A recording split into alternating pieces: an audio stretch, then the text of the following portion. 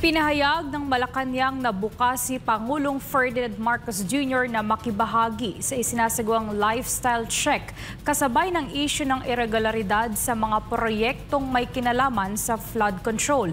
Kinondena rin ng Pangulo ang pamamaril sa isang kontratista sa Negros Oriental na umano'y sangkot sa mga naturang proyekto. Narito ang ulat ni Creseline Cataro.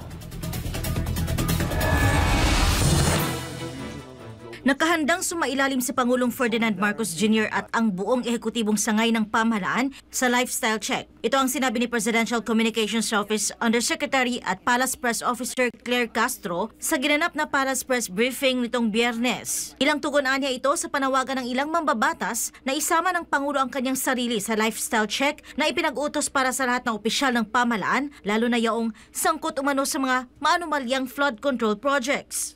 Nang tanungin kung bukas si Marcos Jr. sa full disclosure ng kanyang Statement of Assets, Liabilities and Net Worth o SALN, iginit ni Castro na hindi dapat malihis ang usapin. Lumalayo kasi po tayo sa issue. Sinabi po natin na ang Pangulo, ang buong ehekutibo ay ready for lifestyle check. So wag po tayong lumayo sa issue. Ang issue po ngayon ay tuligsain at habulin ang mga involved sa flood control projects. So, wag po natin ibahin at wag tayo medyo mamulitika patungkol dito.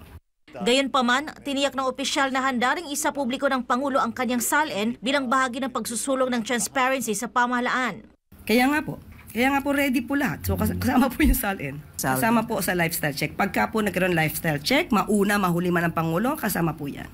Samantala, kinundena ni Pangulong Marcos Jr. ang pamamaril sa isang kontratista sa Negros Oriental at iginiit ang pangangailangang imbestigahan ang insidente.